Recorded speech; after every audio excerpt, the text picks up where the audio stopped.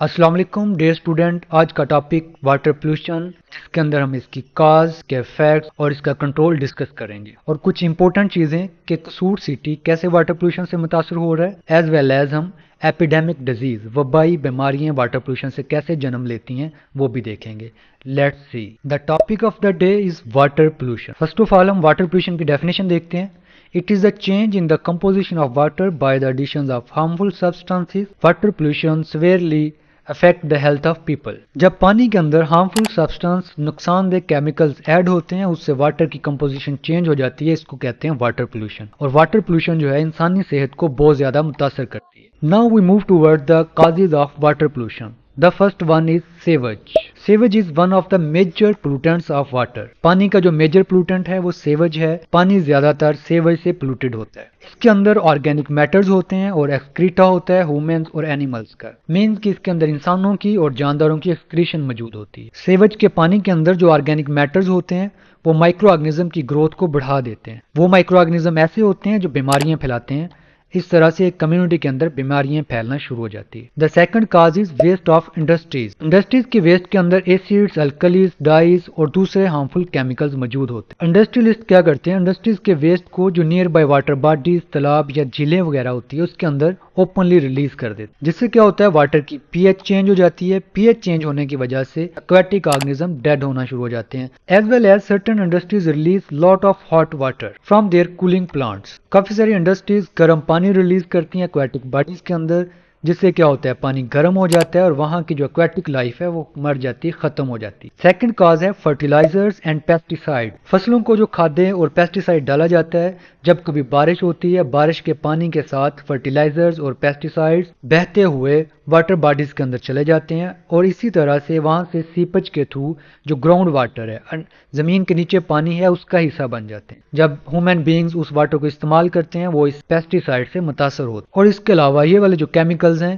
یہ food chain کا حصہ بن جاتے ہیں اور نمبر آف ڈیزیز کاز کرتے۔ The fourth cause is oil tankers and offshore petroleum refineries cause oil leakage into waters. Sometimes کیا ہوتا ہے شپ سے آئل لیک ہونا شروع ہو جاتا ہے، وہ آئل ارد گرد کے پانی کے اوپر پھیل جاتا ہے، جس سے کیا ہوتا ہے انوائرمنٹل آکسیجن پانی کے اندر نہیں جا سکتی۔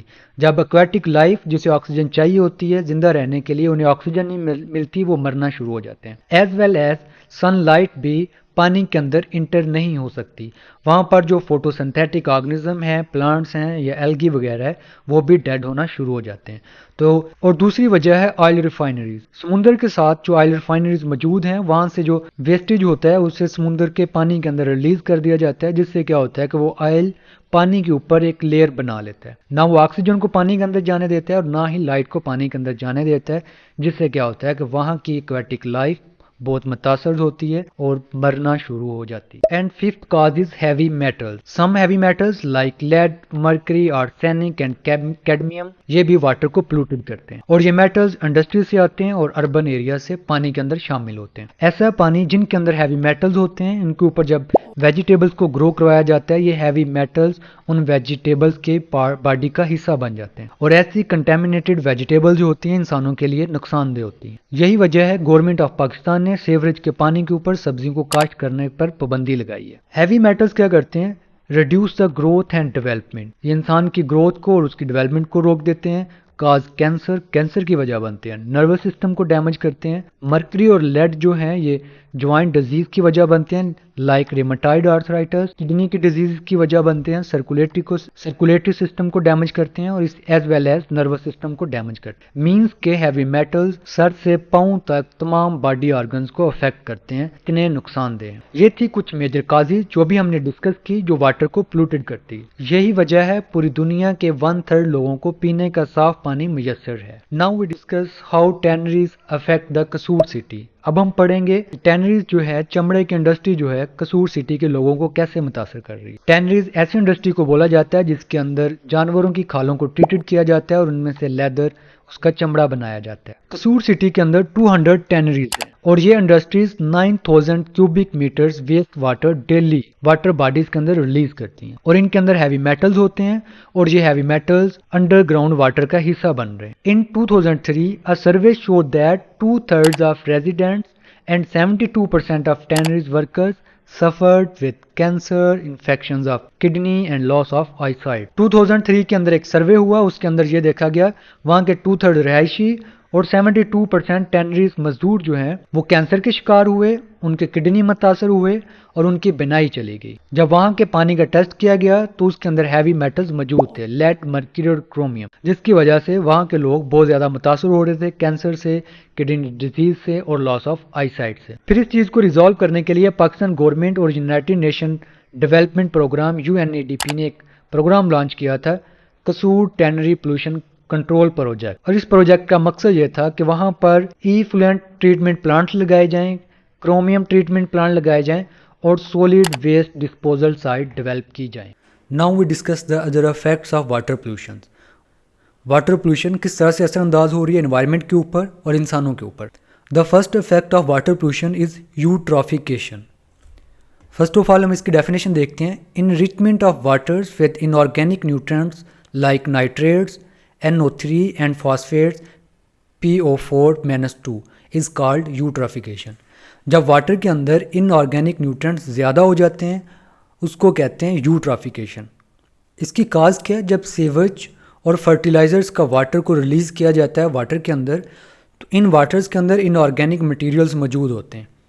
یہ ان آرگینک مٹیریلز کیا کرتے ہیں, وہاں پر موجود جو ایلگی ہے اس کی گروتھ کو بڑھا دیتے ہیں, اس کو کہتے ہیں ایلگل بلومز. بہت تیزی سے وہاں پر ایلگی گرو کر جاتی ہے, واٹر باڈیز کے اوپر سبزے کی ایک لیئر بن جاتی ہے, اس کو کہتے ہیں ایلگل بلومز. جب بہت زیادہ ایلگل گروتھ ہو جاتی ہے تو یہ ایلگل گروتھ کیا کرتی ہے, ڈیکمپوزرز کی گروتھ کو انکریز کر دیتی ہے. ڈیکمپوزرز وہاں پر موجود جو آکسیجن ہے اس کو کنزیومز کر لیتے ہیں. It result in depletion of oxygen, جس کے نتیجے میں وہاں پر آکسیجن کی کمی ہو جاتی ہے. یہ لائٹ کو واٹر باڈیز کی نچلی سطح تک نہیں جانے دیتی, جس سے جو نیچے آرگنزمز ہیں, آٹوٹرافس ہیں, ان کی گروتھ جو ہے ڈیمینش ہو جاتی ہے. اس کے ہم کچھ گرافکس دیکھتے ہیں. یہاں پر دیکھیں کتنے بڑے ایریاز پر ایلگل بلومز ہیں اور اسی کو کہتے ہیں یوٹرافیکیشن.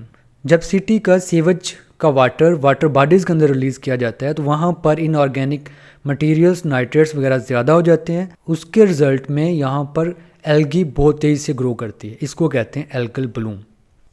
Second effect is food chain contamination. The non-biodegradable water pollutants may stay in water for long times.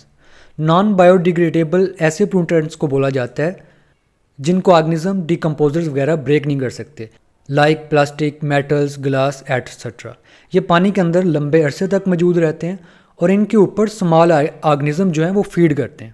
Us pictures کے اندر ہم دیکھتے ہیں کہ نان بایوڈیگریڈیبل پولوٹنٹس کس طرح سے فوڈ چین کو کنٹامینیٹ کرتے ہیں. جب یہ والے پولوٹنٹس واٹر باڈیز کے اندر ریلیز کیے جاتے ہیں, ان کے اوپر اسمال اینیملز جنہیں پلینکٹون بولتے ہیں وہ فیڈ کرتے ہیں, لائک امیبا, یوگلینا وغیرہ, اور ان اینیملز کو کھاتے ہیں فشز, اور اس طرح سے یہ پولوٹنٹس فشز کی باڈی کا حصہ بن جاتے ہیں. جب ان فش کو لینڈ اینیمل یوز کرتے ہیں تو یہ پولوٹنٹس ان لینڈ اینیملز کی باڈی کے اندر شامل ہو جاتے ہیں.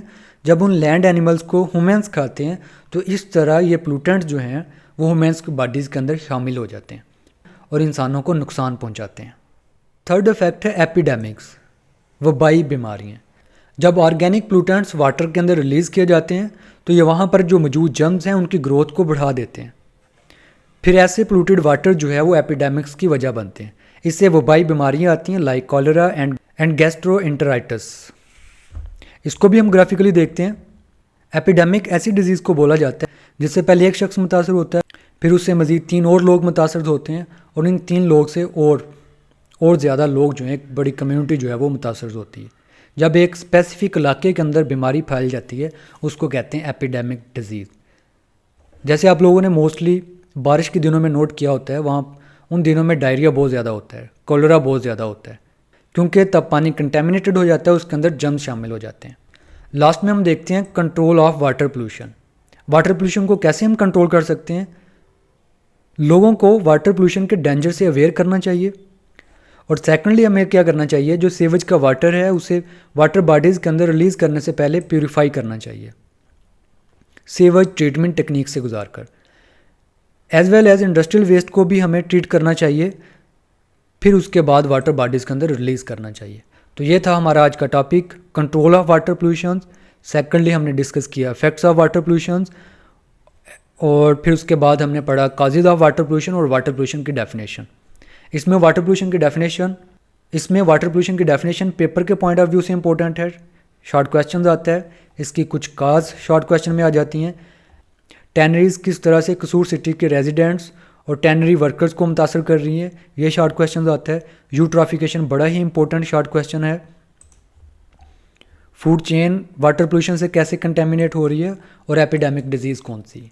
تو یہ پیپر کے پوائنٹ آف ویو سے امپورٹنٹ کویشچنز ہیں. اللہ حافظ. If you have any questions, please ask me in comment.